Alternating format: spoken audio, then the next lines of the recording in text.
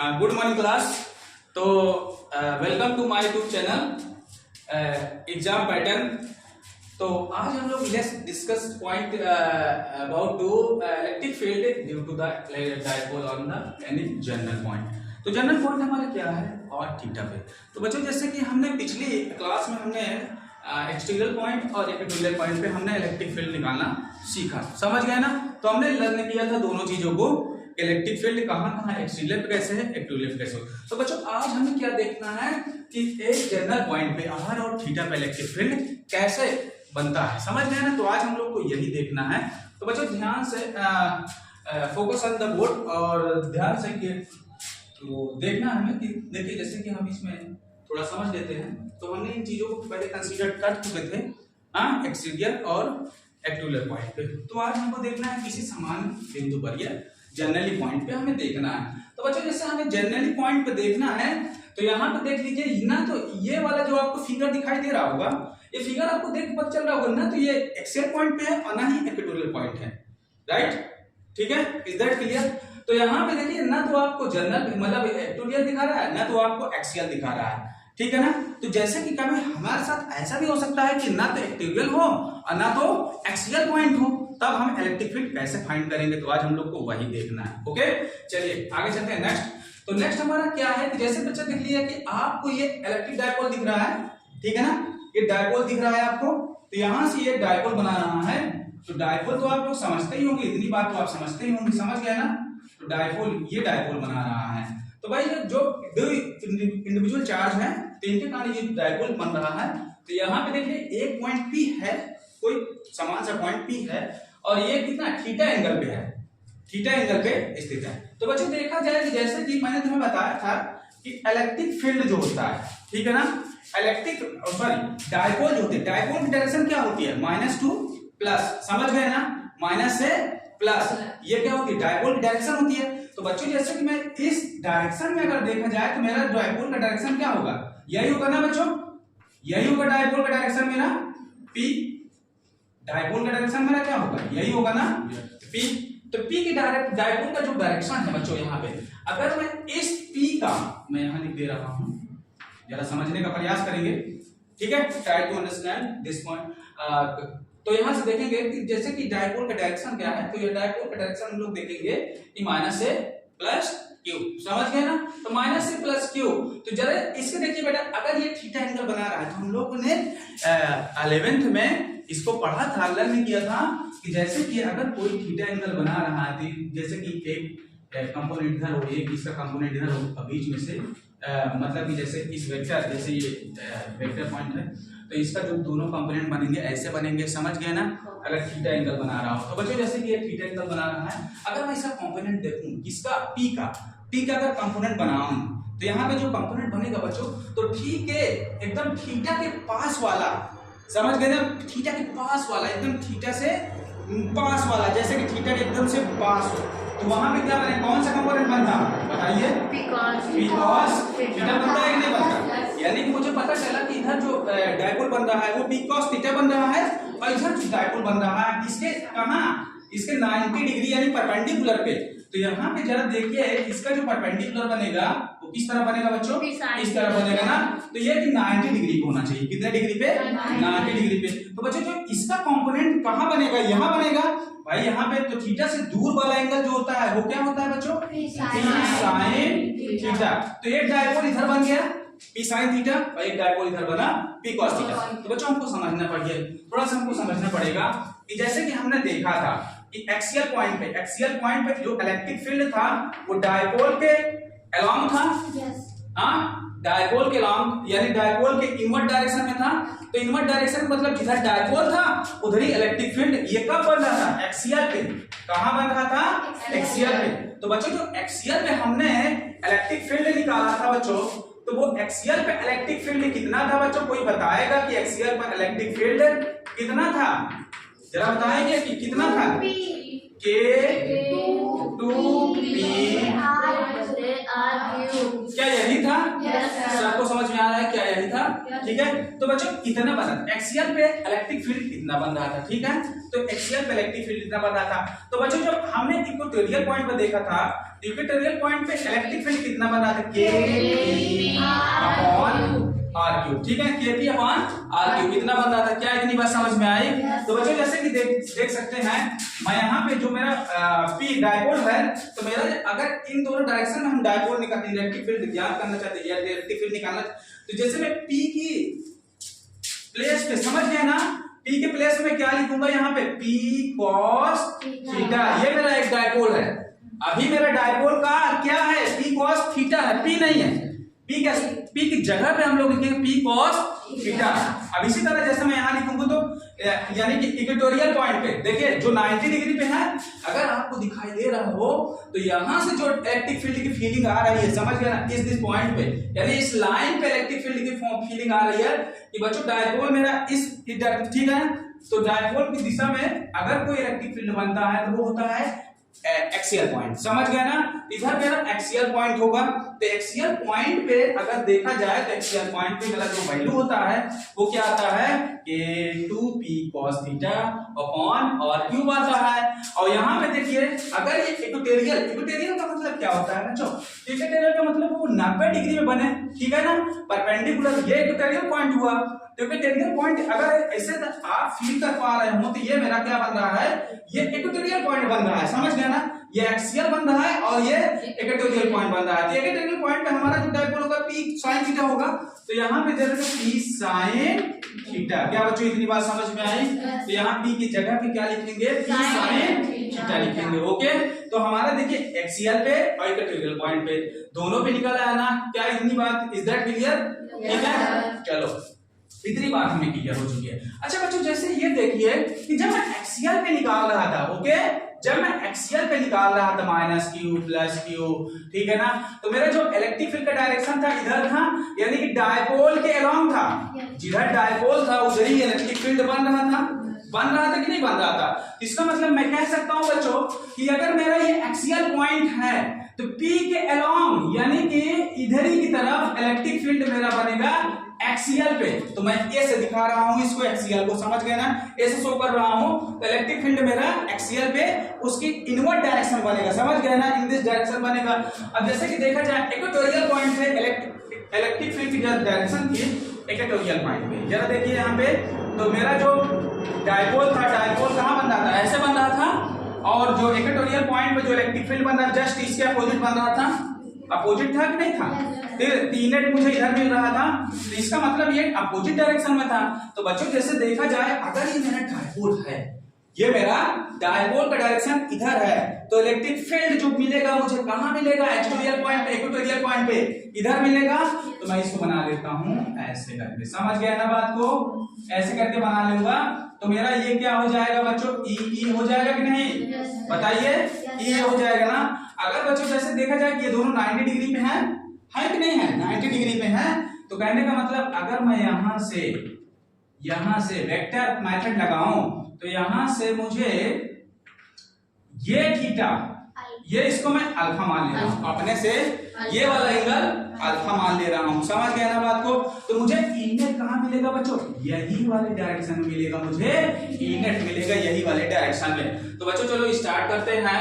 तो बच्चों जरा देखा जाए यहाँ पे कि मेरा जो ये इक्वेटोरियल पॉइंट है, इक्वेटोरियल इलेक्ट्रिक फील्ड है, इक्वेटोरियल पॉइंट पे इलेक्ट्रिक फील्ड है, और ये मेरा ये इक्वेटोरियल पॉइंट पे इलेक्ट्रिक फील्ड है और ये एक्सियल पॉइंट पे इलेक्ट्रिक फील्ड है, ठीक है ना। तो दोनों का अगर मैं कंपोनेंट वाला वो वाला मेथड लगाऊं, ठीक है ना, वेक्टर वाला, तो जल्दी बच्चे देख सकते हैं कि जो ई-नेट हमारा मिलेगा, ई-नेट मिलेगा वो क्या होगा बच्चों, रूट ई का स्क्वायर प्लस ई का स्क्वायर प्लस 2 ई cos थीटा। क्या बच्चों इतनी बात समझ में आई, इतनी बात समझ में आई आपके, समझ गए ना। अगर बच्चों यहाँ से ये कितना एंगल बना, 90 डिग्री का एंगल बन रहा है, इन दोनों कंपोनेंट के बीच में क्या बन रहा है, 90 डिग्री का एंगल बन रहा है, समझ गए ना, इनके बीच में 90 डिग्री का एंगल बन रहा है। तो बच्चों जैसे कि इनका हम अगर रिजल्टेंट निकालना चाह रहे हैं तो रिजल्टेंट हमको कैसे मिलेगा, ऐसे ही ज्ञात किया जाता है वेक्टर में, समझ गए ना। तो बच्चों जैसे कि मैं सबका वैल्यू पुटअप कर ले रहा हूं बच्चों, जैसे कि एक बात हमें ध्यान देना होगा, ध्यान देना, अटेंशन करेंगे यहाँ पे। तो क्या अटेंशन करेंगे, अगर cos 90 का वैल्यू जो होता है वो 0 होती है, यहाँ चुपचाप लिख देंगे कि cos 90 का वैल्यू 0 होती है। तो बच्चों अगर मैं यहाँ 0 पुटअप करूंगा तो ये सब 0 हो जाएंगे, समझ गए ना, सब 0 हो जाएंगे। तो कहने ये सब जल्दी तो वैल्यू क्या बचेगा, रिमेनिंग में ये बचेगा ना। तो रिमेनिंग में ये बचा, क्या बच रहा है रिमेनिंग में, वही चीज लिखना है। तो बच्चों मैं इन सब का वैल्यू लिख दूं, इन सब का वैल्यू यहाँ पे राइट कर दे। जरा मुझे बोलिए कि इन सब का वैल्यू क्या है, ए का वैल्यू क्या है, जरा बोलेंगे।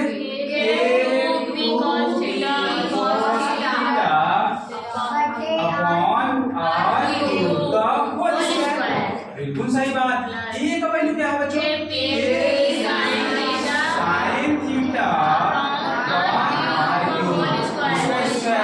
बिल्कुल सही बात है, इसका स्क्वायर। तो बच्चों जरा देख रहे हैं, आगे हम नेक्स्ट फाइंड करेंगे। तो बच्चों जैसे नेक्स्ट इसको थोड़ा से आगे डिफाइन कीजिए इसको। तो बच्चों जैसे मैंने, अगर ये मुझे यहाँ दिख रहा है तो केपी आर क्यूब दोनों कॉमन मिल रहा है, कॉमन मिल रहा है, और यहाँ स्क्वायर भी लगा है, इसका मतलब दोनों कॉमन मिल रहा है, स्क्वायर भी लगा है। तो मैं कॉमन कर लूं क्या, बाहर कर ले अंडर रूट से, यानी रूट से बाहर कर ले केपी बटे आर क्यूब, ठीक है। तो यहाँ क्या बचेगा बच्चों, 4p cos थीटा, हाँ ये तो बात सही है, 4 cos square theta plus sin square theta. तो बच्चों इतनी बात समझ में आई क्या, इतनी बात समझ में आ गई, ये सब हमने समझा दिया था पहले ही। तो जरा देखेंगे केपी अपॉन आर क्यूब, और यहाँ पे इसको थोड़ा सा मॉडिफाई कीजिए आगे की तरफ। तो जब बच्चों क्या, मैं इसको दो पार्ट में डिवाइड कर सकता हूँ, पार्ट 3 cos स्क्वायर और प्लस cos स्क्वायर और प्लस sin स्क्वायर। तो बच्चे देखिए, अगर मैं 3 cos स्क्वायर थीटा में एक cos स्क्वायर थीटा ऐड करता हूँ तो मुझे फिर से यही मिल जाएगा कि नहीं, मिल जाएगा ना। तो मैं इसको ब्रेक कर दिया, बस जस्ट ऐसे ब्रेक कर दिया, जस्ट ऐसे ब्रेक कर दिया। तो यहाँ पे लिखेंगे केपी अपॉन आर क्यूब, और यहाँ बच्चों लिखेंगे 3 cos square theta. Apply the trigonometric method. तो अगर हम यहाँ ट्रिग्नोमेट्रिक को अप्लाई करें तो बच्चों cos square theta plus sin square theta equal 1 होता है कि नहीं होता है ना। तो मैं इनकी जगह क्या पुटअप करूंगा बच्चों, 1 पुटअप करूंगा। क्या इतनी बात समझ में आई। तो मेरा ये जो है किसी जनरल पॉइंट पे हमारा जो ये नेट इलेक्ट्रिक फील्ड निकल के आ रहा है, तो हमारा ये इतना आ रहा है, तो कहने का मतलब ये हमारा नेट इलेक्ट्रिक फील्ड बनेगा। समझ में आ गई बात, इतना हमारा। अब हमें लेट्स अबाउट चेक, मतलब कि यहाँ पे कैसे इक्वेटोरियल पॉइंट पे कैसे नेट इलेक्ट्रिक फील्ड हम इससे फाइंड कर सकते हैं, और एक्सटीरियर मतलब कि एक्सियल पॉइंट पे कैसे हम इलेक्ट्रिक फील्ड यहाँ पे फाइंड कर सकते हैं। समझे बच्चे ना। तो यहाँ पे तो हम ये देखेंगे कि यहाँ पे हमें एक्सियल पे और इक्वेटोरियल पे कैसे हमें ये फार्मूला वहां पे ले जाएगा, कैसे हमें। तो बच्चों देखिए, जब हम एक्सियल पे इलेक्ट्रिक फील्ड निकालते हैं तो वहां पे थीटा जो होता है 0 डिग्री बनाता है, राइट। थीटा जो होता है 0 डिग्री। क्यों 0 डिग्री, कोई पूछे क्यों 0 डिग्री, तो बता देना कि इलेक्ट्रिक फील्ड और डायपोल का जो डायरेक्शन है सेम है। समझ गए ना। जब दो चीजों का डायरेक्शन एकदम सेम होता है, सेम टू सेम, ऐसे करके सेम टू सेम एक ऊपर एक, समझ गए ना। तो कहने का मतलब जब यहाँ पे सेम होता है तो कहने का मतलब है कि वहां पे 0 डिग्री का एंगल बनता है। समझ गए ना। तो हम यहाँ पे क्या दिखाएंगे, 0 डिग्री का एंगल। बच्चों जैसे यहाँ पे अगर मैं 0 पुटअप करूं, क्या पुटअप करूं, 0, तो cos 0, तो 0 का मान एक होता है। समझ गए ना। तो cos 0 का मान कितना हुआ, 1, और 1 का 3 में मल्टीपल कराएंगे 3, हाँ 3 1 से 3, और 3 में 1 ऐड करेंगे तो कितना 4, ठीक ना। तो यहाँ रूट के अंदर कितना आएगा 4, और 4 का रूट स्क्वायर निकाल लीजिए, रूट निकाल लीजिए 4 का, तो 2 होगा। तो बिल्कुल आप सही जा रहे हैं कि हमारा जो इलेक्ट्रिक फील्ड किस पे निकाल रहे थे, एक्सियल पे। तो ये एक्सियल पे जो हमारा नेट इलेक्ट्रिक फील्ड बनेगा बच्चों, वो कितना बजेगा, तो यहाँ पे कितना हो जाएगा, 2 आएगा क्या यहाँ, ठीक है। तो मुझे क्या मिला, K2P अपॉन R3। क्या इतना ही मिल रहा था बच्चों, इतना ही आ रहा था कि एक्सियल पे हमारा इलेक्ट्रिक फील्ड इतना ही आ रहा था। अब इक्वेटोरियल पे देख लीजिए बच्चों, इक्वेटोरियल के लिए फॉर इक्वेटोरियल के लिए हमारा 90 डिग्री पे बन रहा था। यहाँ देख लीजिए ना कि 90 डिग्री एंगल हमारा क्या आ रहा था, 90 डिग्री। तो बता दीजिए कि 90 डिग्री इसलिए बन रहा था क्योंकि हमारा जो नेट इलेक्ट्रिक फील्ड था वो अपोजिट डायरेक्शन और डायपोल दोनों अपोजिट डायरेक्शन। तो कहने का मतलब पॉइंट जो पी था जहां मुझे फाइंड करना था वो क्या था, 90 डिग्री पे था ना, जिसपे मुझे इलेक्ट्रिक फील्ड फाइंड करना है वो 90 डिग्री पे था। तो एंगल मैं क्या लूंगा यहाँ पे बच्चों, ठीक है, इक्वेटोरियल में क्या लूंगा 90 डिग्री। तो बच्चों जरा फिर से फील कीजिए, अगर मैं यहाँ पे cos 90 रखूं तो cos 90 का मान 0 और यहाँ पे 1 बचेगा, 1 का रूट 1 ही होगा, समझ गए, 1 का रूट 1 ही होगा। तो कहने का मतलब मुझे एक्सियल पे इक्वेटोरियल पे हमें इलेक्ट्रिक फील्ड कितना मिलेगा, KP बाई R क्यूब और 1 का रूट तो 1 ही होता है, 1 से कोई मतलब हुआ नहीं बच्चों, समझ गए ना। तो ये देखिए दोनों की दोनों फीलिंग इससे आ रही है, इस वाले दिस फार्मूले, समझ गए ना। तो हम लोग इस फार्मूले से दोनों का इलेक्ट्रिक फील्ड यानी इक्वेटोरियल और एक्सियल पे निकाल सकते हैं। अब बच्चों जरा देखिए ध्यान से, अब हमें डायरेक्शन की बात हुई तो ये जो इलेक्ट्रिक फील्ड था वो क्या डायरेक्शन क्या थी, तो हमें डायरेक्शन कैसे फाइंड होता है, तो डायरेक्शन के लिए हमें tan थीटा, ठीक है ना, डायरेक्शन के लिए हम tan थीटा, तो यहाँ पर जो अल्फा मान रखा है हमने, इस एंगल को अल्फा मान रखा है, तो हम लिखे डायरेक्शन के लिए, तो बच्चों डायरेक्शन के लिए हम लिखेंगे tan अल्फा, ठीक है ना, डायरेक्शन के लिए हम लोग tan अल्फा। अब बच्चे देखिए tan अल्फा बराबर क्या, tan अल्फा इक्वल क्या होता है, तो बच्चे देखिए perpendicular upon base, perpendicular upon base जिसे कहते हैं लंब बटे आधार, तो ये परपेंडिकुलर अपॉन बेस। तो बच्चा परपेंडिकुलर क्या है, तो जरा ये मतलब ये थीटा के जस्ट अपोजिट वाला साइड क्या होता है, परपेंडिकुलर यानी लंब होता है, बताया कितना बताया, ये लंब है, इसका मतलब अगर ये EA है तो ये भी EA होता है, समझ गए ना। तो यहाँ पे लिख लीजिए EE यानी कि इक्वेटोरियल बटे, समझ गए ना, तो ये एक एंगल हो जाएगा। अभी बच्चे जैसे EA का मान, EE का मान यहाँ देखिए, अगर EE का मान ये पूरा है और EA का मान ये पूरा है, जब इसको आप रखेंगे यहाँ पे तो हमारे जानते हो क्या निकल के आएगा, ये निकल के आएगा बच्चों tan थीटा, अरे tan थीटा बाई 2 यानी tan अल्फा बाई क्या आएगा, tan अल्फा इज इक्वल क्या आएगा, tan थीटा बाई 2 आएगा। करके देख लीजिएगा, सिंपल है, जिनको नहीं समझ में आ रहा है आप करके देख लीजिएगा, ठीक है ना। तो मेरा डायरेक्शन भी निकल आई कि हमारा इलेक्ट्रिक फील्ड का डायरेक्शन क्या था, डायरेक्शन भी निकल आई और इसका मैग्नीट्यूड कितना था, समझ गए, तो मैग्नीट्यूड भी निकल आया। अब तो दोनों चीज निकल आई ना, समझ गए ना, तो हम लोग सेटिस्फाई है इससे कि दोनों चीज हमारा निकल आया। अब बच्चों जैसे आपको कोई पूछता है, आपसे कोई पूछता है कि यहाँ पे जो इलेक्ट्रिक फील्ड मिला है, नेट इलेक्ट्रिक फील्ड मिला है, कितने एंगल पे मिला है, अगर कोई पूछता है कि यहाँ पे नेट इलेक्ट्रिक फील्ड कितने एंगल पर मिला है, तो आप बता दीजिए कि पहले हम थीटा मूव किए, समझ गए ना, यहाँ से जो एंगल बना रहा था थीटा बना रहा था, थीटा एंगल बना रहा था, फिर जब थीटा की डायरेक्शन में हम गए यहाँ पे तो फिर से ये अल्फा एंगल बनाया, फिर से ये अल्फा एंगल बनाया, तो हम टोटली इसके अगर इसके हिसाब से मतलब अगर इसके अकॉर्डिंग देखें तो हमारा जो इलेक्ट्रिक फील्ड कहाँ मिला है, तो आप लिख दीजिएगा कि हमको इस एंगल पे मिला है R प्लस, अरे सॉरी यार, थीटा प्लस अल्फा, क्या लिखेंगे, थीटा प्लस अल्फा एंगल पे हमको नेट इलेक्ट्रिक फील्ड मिला है। तो आज के लिए इतना ही, कल हम लोग देखेंगे, तो वीडियो को पूरा देखिए और लाइक कीजिए और सब्सक्राइब कीजिए, अपने दोस्तों में शेयर कीजिए, खासकर जो 12th के बच्चे हैं वो, ठीक है। तो दैट्स ऑल आज के लिए, कल का इंतजार कीजिए, कल फिर हम आपको नया टॉपिक लेके आएंगे। तो थैंक यू।